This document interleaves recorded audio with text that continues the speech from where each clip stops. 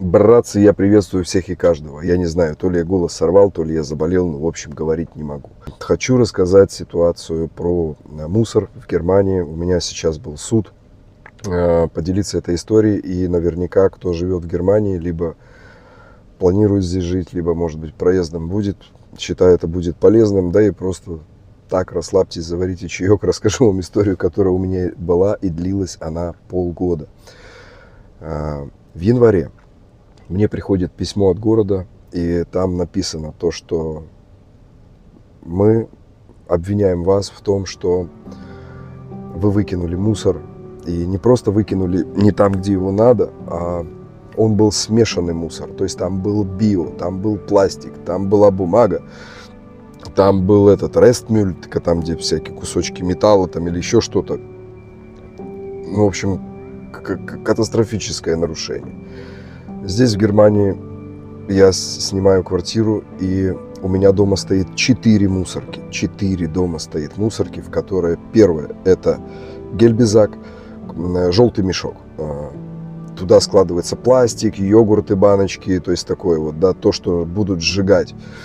Либо какой-то пластик там вторично перерабатывать. В общем, все упаковки, все туда. Второй мусор – это папир, бумага. Третий – это биомюль. Это то, что огурцы, помидоры, такое, то, что гниет, да, там кости. И четвертый – это рестмюль, это когда какая-то тряпочка, кусочек металла, еще что-то там, немножко дома, да, там, вот 4 мусорки. И плюс рядом с моим домом в 500 метрах есть, ну, где-то километр, шрот-станция, где ты можешь, там, шпермюль разный, там, этот строительный мусор смешанный, там, любой, там, да, вот это, туда вывозить дерево, мебель, все, что хочешь. Я очень часто вывожу туда мусор, не дожидаясь по графику. В общем, с первого дня у нас с этим проблем нету, мы сортируем, нам это нравится, мы купили эти удобные, дорогие, встроенные мусорки. У нас нет проблем с этими, ребенок это все умеет делать. Вот, получаем письмо, в нем написано то, что смешанный мусор, мой смешанный мусор был обнаружен в центре города, почти в 7 километрах просто от места моего проживания, там 6,5 километров. В том месте я бываю часто. Я хожу в кафе, в бекерай, выпечка какая-то, кофе попить, парикмахерская там есть, и жена моя работает там же. Вот. В общем, там где-то 5 заведений, которые я часто посещаю. Либо вы заплатите 150 или 250 евро штрафа, что-то около того. Но самое, что плохое, это будет статья, то, что я как приезжий здесь, я в Германии вред наношу. Это очень нехорошо и очень плохо. Это примерно то же самое, что тебя поймают, если ты в автобусе едешь без билета. Вот. Ты у города деньги украл. Налоги, если не заплатишь, то же самое. То есть это очень хреново в твое личное дело попадает, и когда надо там вопросы визовые решать или что-то, о, ты вообще-то тут срешь в Германии, чувак, тебе тут не место. Поэтому для меня было важно не заплатить этот штраф, а полностью очистить себя, чтобы не испачкаться в этом говне, в чужом. Они мне присылают доказательства, как вы можете прокомментировать. В общем, нашли мой использованный билет от компании Ventium, и в этом мусоре нашли этот билет с моим именем и адресом. У меня есть адвокатская страховка, и очень хорошо, что она есть, потому что я мог с треском проиграть это судебное дело и заиметь штраф, плюс еще сверху бы что-то еще приписали, и плюс еще вот это вот, то, что я порчу вообще жизнь в Германии всем, наводя беспорядки. Обратился я к адвокату, и не зря. Вот. Полгода это длилось, мы переписывались с городом, город передал это дело в прокуратуру, прокуратура ознакомилась с доказательствами и все-таки отправила дело в суд. Адвокат сказал то, что странно, обычно прокурорам это не направляют, значит, у них есть какие-то свидетели или еще что-то. Ну, я рассказал то, что реально у меня дома все нормально с мусором. Естественно, своему адвокату я рассказал то, что моя жена в том районе работает, и, может быть, она на работе оставила этот билет, а на работе уже уборку наводят, они, наверное, не сортируют. Но нашли вот этот мой адрес, вы представляете? И прихожу я на заседание в 15:00, и я встречаюсь со свидетелем со стороны обвинения. Это мой бывший сосед.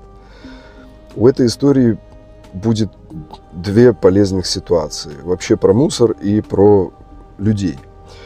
Так вот, приходит бывший сосед и говорит: о, это ты, итальянец? Я говорю: да, привет. Так это я против тебя? Я говорю: я не знаю вообще, почему вы против меня. У меня все нормально. У меня есть адвокат, он сейчас придет, сейчас переводчик будет, все будет хорошо. Я не понимаю, какой-то бред.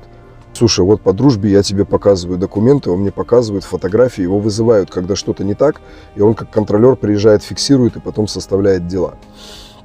Показывают желтый мешок, гель-безак, про который я вам рассказывал, и в этом гель-безак, где должен лежать только пластик, лежит фольга, какие-то бутылочки из-под этого, из-под лака, еще что-то, еще еда какая-то. В общем, там вообще срач, и вот этот мой билет, использованный на концерте.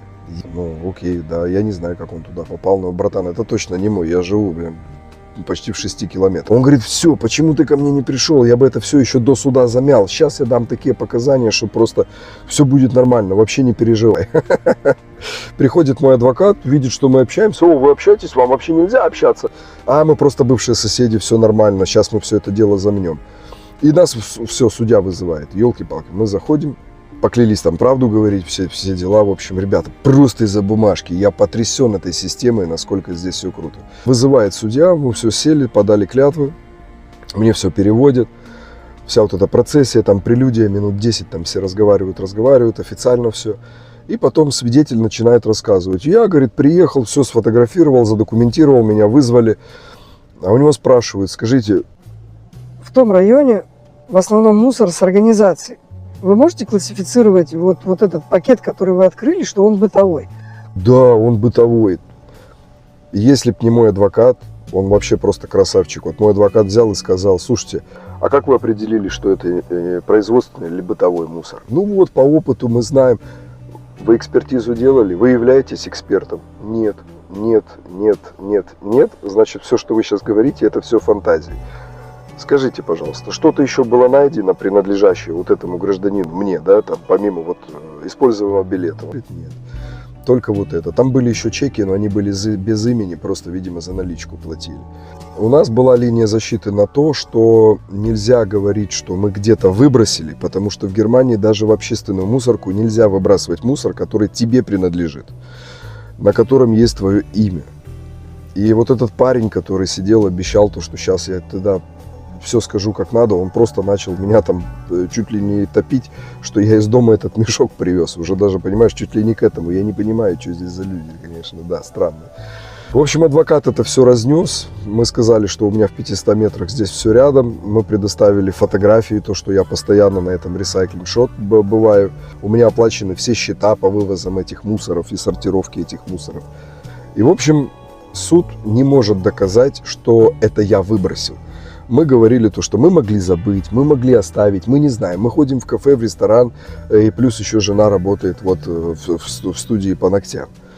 Поэтому нет. Она посмотрела. Да, говорит, действительно, тут есть фольга по окраске волос, да. То есть, может быть, это с работы. И самое главное, что адвокат сказал: а кухни нету разве в любом магазине, где сотрудники кушают? Есть. Следовательно, мусор может быть и бытовой там тоже. Поэтому определить, организации это принадлежит или квартире какой-то частной, тоже очень тяжело.